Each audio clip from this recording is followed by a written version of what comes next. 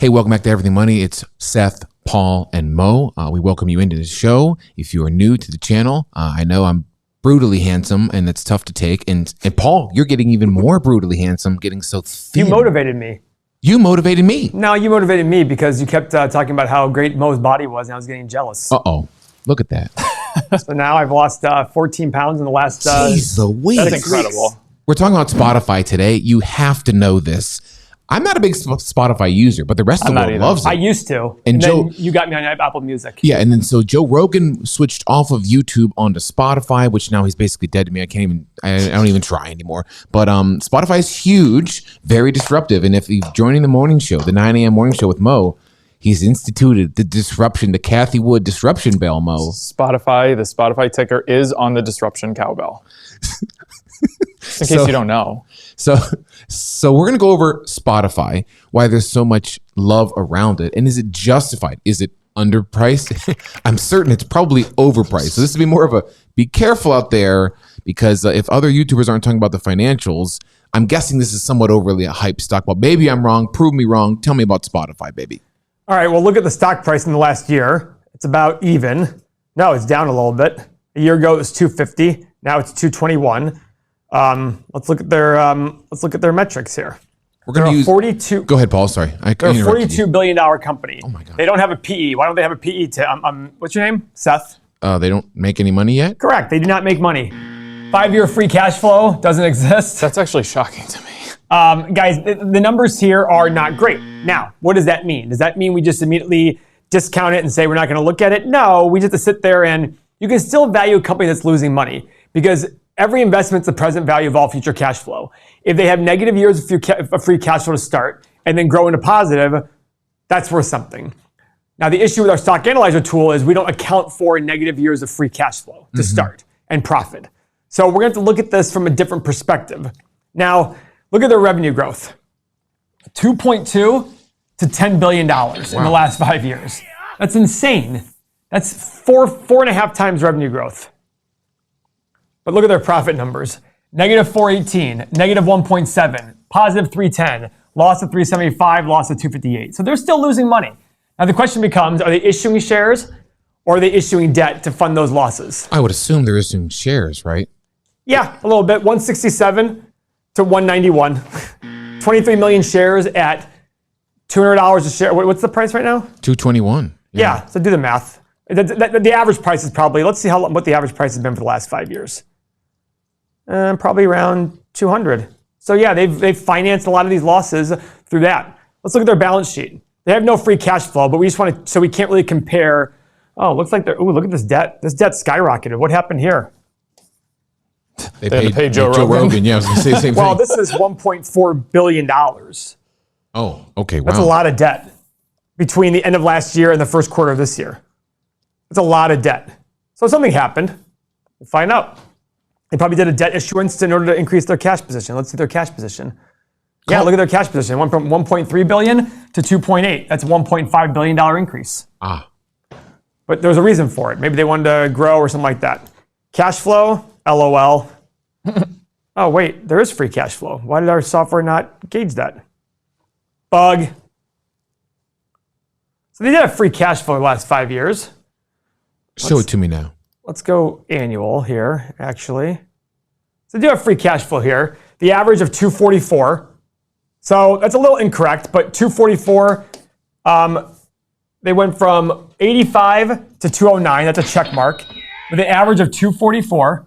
244 times 20 is $4.8 billion. Oh, come on. Call it $4.9 billion. The market cap is $42 billion. Yeah, so it's hard.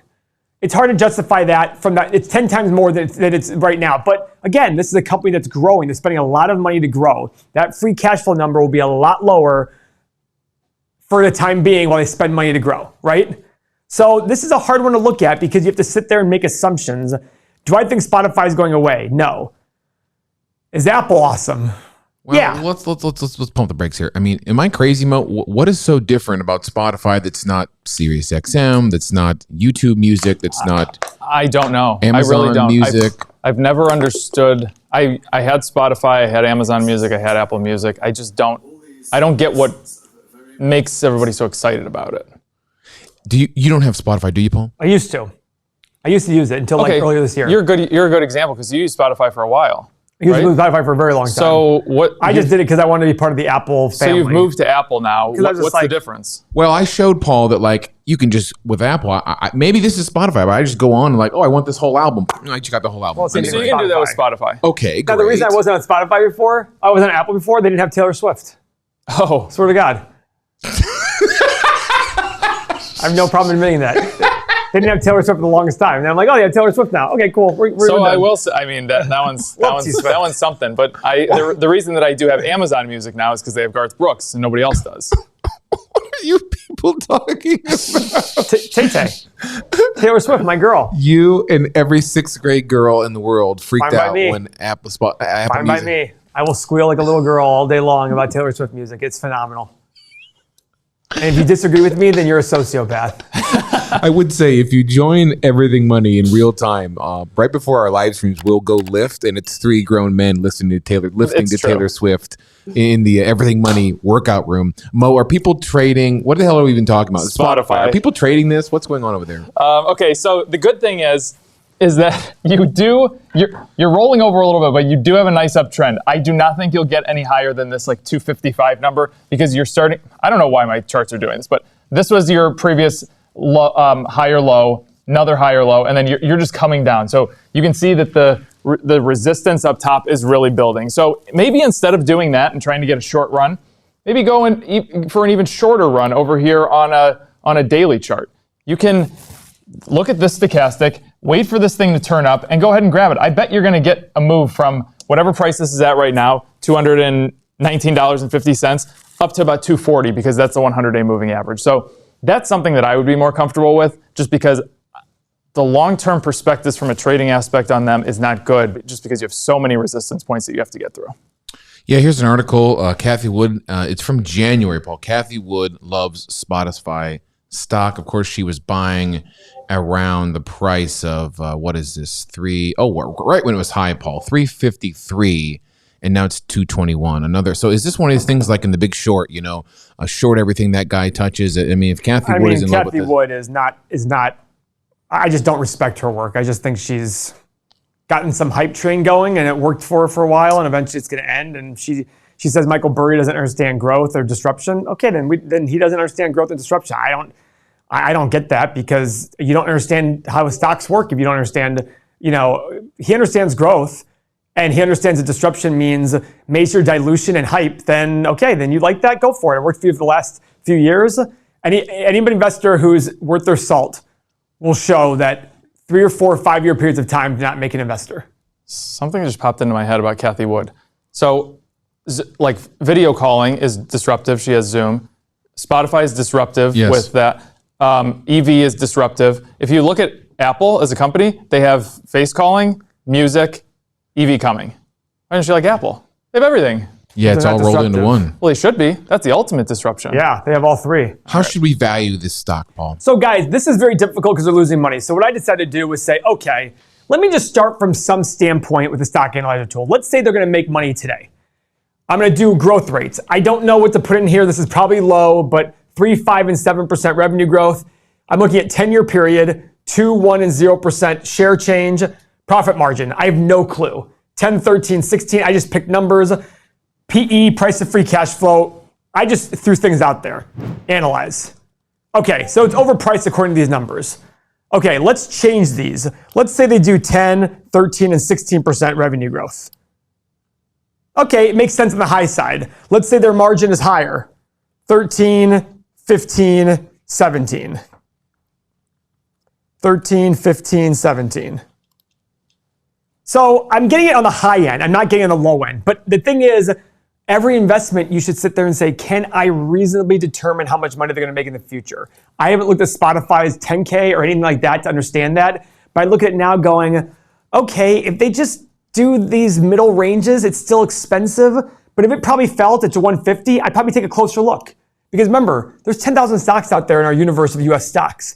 Don't waste your time trying to do the due diligence on every single, do the high level and say, oh, it's worth my time or not. When we get our watch list on there, I would add Spotify and say, hey, notify me when Spotify hits 150 or something like that. And then I would start going and doing more analysis of it. But in the meantime, there's other options out there. There are way better stocks out there to buy, in my opinion, so I would move on. That's our take. If you want the software behind Paul, you can get access to the data. You can get the stock analyzer tool. You can join our community of people discuss Spotify. If you're in love with this, go in the chat rooms that we provide for you in our Discord channel. You can talk with other people, get insight. There are definitely some better investors in there than ourselves, Paul, that do double down deep dives on this, including Jimmy from Learn to Invest. He's in our Patreon and Everything Money community as well. His name is, of course, Hi, I'm Jimmy. But if you're interested in this, Paul will tell you what you'll get with it. Go ahead, Paul. All right, guys. So we created the software because the users asked for it. They wanted to know, how do we get these financials? So I created this.